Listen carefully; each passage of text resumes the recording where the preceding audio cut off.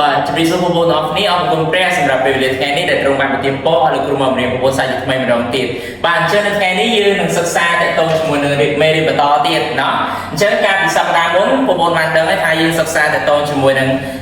have ហើយនឹង don't have ណាតើឥឡូវយើងតទៅជាមួយនឹងមេរៀនមួយនិយាយតទៅជាមួយនឹង has ហើយនឹង doesn't haveបាទ has ហើយនឹង doesn't have នៅក្នុង unit 10 a new friend បាទ lesson 2 grammar បាទ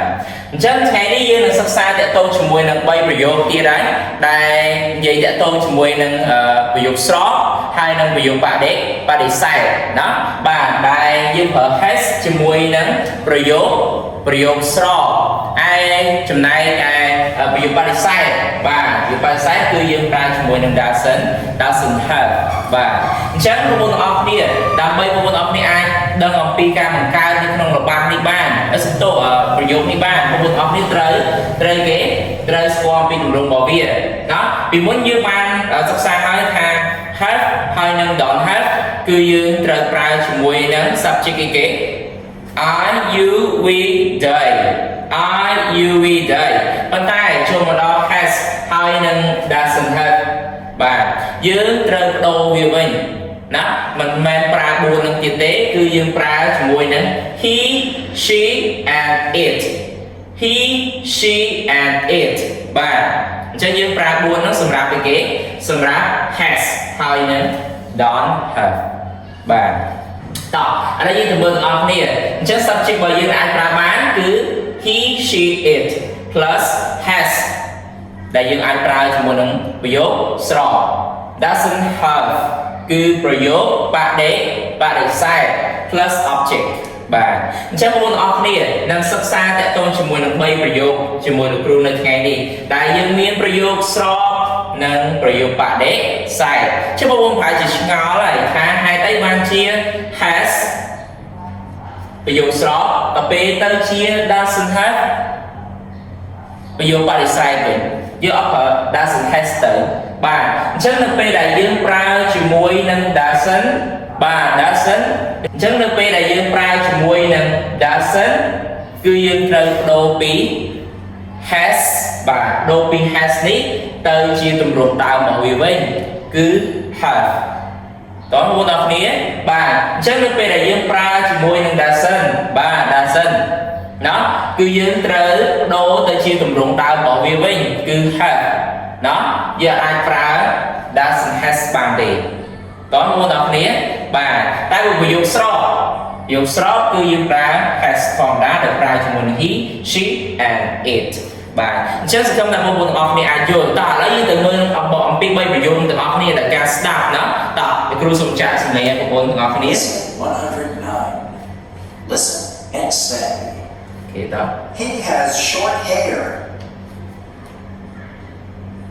He doesn't have straight hair. She has blue eyes. She doesn't have brown eyes. It has black eyes. It doesn't have long hair. បាទអញ្ចឹងបងប្អូនទាំងអស់គ្នាបានសិក្សាហើយទៅជាមួយនឹង3ប្រយោគដែលបានស្ដាប់នេះណាមានប្រយោគស្រកនិងប្រយោគបដិសេធលោកគ្រូសូមអានឲ្យបងប្អូនទាំងអស់គ្នា He has short hair He has short hair បាទអញ្ចឹងគាត់មានសក់ខ្លីបាទ short ហ្នឹងគឺខ្លី short hair បាទអញ្ចឹងគាត់មានសក់ខ្លីអញ្ចឹងយើងប្រើ has ណាដល់ពេលយើងទៅប្រយោគបដិសេធយើងប្រើ doesn't have យើងបដូរពី has ទៅ have វិញ He doesn't have straight hair He doesn't have straight hair បាទប៉ុន្តែគេគាត់មិនដែរគាត់មិនមានទេគាត់មិនមានសក់គេសក់ត្រង់ទេបាទគាត់មិនមានសក់ត្រង់ទេព្រោះដោយសារតែគាត់មានគេ short hair អូខេតោះអញ្ចឹងយើងទៅទី2 He has blue eyes បាទអញ្ចឹងនាងមានភ្នែកពណ៌ខៀវបាទមានភ្នែកពណ៌ខៀវបាទទៅពេលទៅជាប្រយោគបដិសេធ She doesn't have brown eyes បាទនាងមិនមានភ្នែកពណ៌ត្នោតទេបាទនាងមិនមានភ្នែកពណ៌ត្នោតទេតទៅទៀតយើងទី